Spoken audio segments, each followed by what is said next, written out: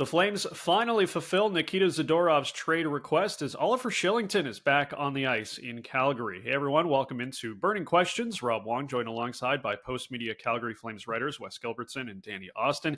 And guys, the first domino has fallen. Nikita Zadorov, now a member of the Vancouver Canucks, with Calgary getting a pair of draft picks in exchange for the defenseman. Danny, we'll start with you. Now that Craig Conroy has dealt Zadorov, what is the next move for him and this Flames team?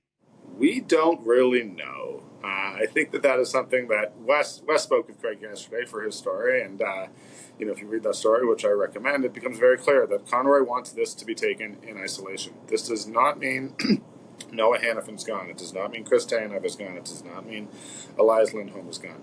What it means is Nikita Zadorov is gone. It means that there's an opportunity for Ilya Solovyov to come up from the Calgary Wranglers and hopefully make an impact.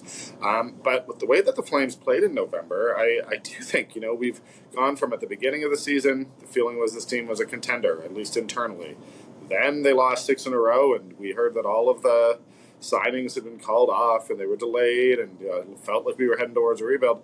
Now they look like a pretty good hockey team. So I honestly, I'm glad I don't have Craig Conroy's job. I'd love the money, but I don't know what they do. And that's just, I have to be totally honest with you. I think that they are in probably a good situation in terms of if they do decide that they need to get younger and that this isn't the right core, they can do it. They have some salary open now because of Zadorov. But, if they decide that, hey, there's something here, we want to keep on this path, I don't think that trading Zadorov changes that.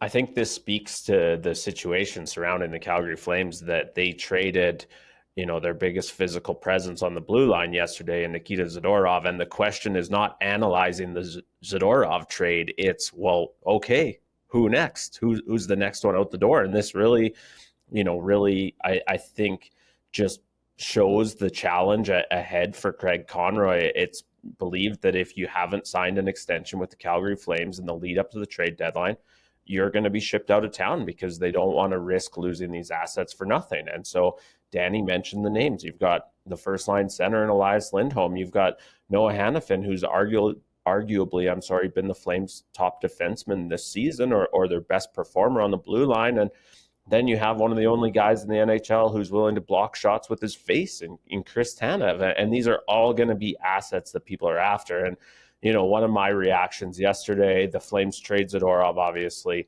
for a third-round pick. That one waits until 2026, and a fifth-round pick this coming summer. And a lot of people were understandably, I think, underwhelmed by that return. They maybe expected a little bit more, but it shows the pressure Craig Conroy is under. I think the more that I try to wrap my head around yesterday's trade, it probably is the right value for a fifth defenseman, but it just shows what people think that these assets should be cashed in for and how much people are expecting the Flames to sort of jumpstart their retool by trading away these pending UFAs. It's, as Danny said, Craig Conroy has a tough job right now. I doubt he's sleeping very well at night.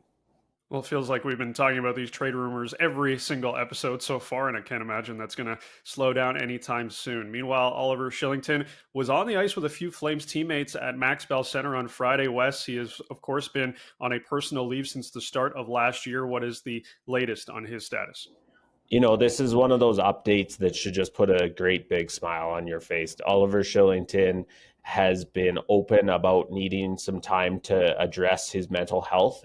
He's been open about needing to focus on that. And so to hear today that he was feeling up to being on the ice with some teammates at Max Bell, I think it's just terrific news, not only for the Flames, but for a young man. Oliver Kylington's 26 years old. And so what's it mean? We don't know.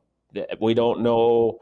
There's no timeline on Oliver Kylington. The Flames wanted to stress that part. They, quite frankly, don't even know if he'll skate tomorrow or if he'll be back with the team next week. But with a singular focus on today, this is just heartwarming news for Oliver and for the Flames. And, I can only say I think everyone at the Saddle Dome is wishing for the best for him. Yeah, and I don't have a ton to add. I mean, I think that there can sometimes be a pressure to have an original hot take when we exist in this sports world, and there isn't one here. This is just happy days. This is really good news for a young man who, by all accounts, is a great guy and who has had some real challenges over the last little while. And to know that he has gotten, well, whether he's gotten through them or not, we don't know. We know that this is a step in the right direction. This is a step forward, and it certainly, it warms your heart a little bit. And I know that that's not going to get me on there with Stephen A. Smith, but I just really think that for all of us, everyone who is in the Calgary hockey ecosystem is really pleased to see Oliver back. And you could tell, talking to his teammates, how much it meant to them to see him out there, talking to Ryan Huska, talking to everyone. It's a positive day. It's a good day. The sunshine is a little brighter today. Yeah, it's just great news to see, and everybody's rooting for him to get back on the ice sooner rather than later. As always, send your Flames questions to calgaryflames@postmedia.com. For Wes Gilbertson and Danny Austin, I'm Rob Wong. Thanks for tuning in, and we'll talk to you next time on another Burning Questions.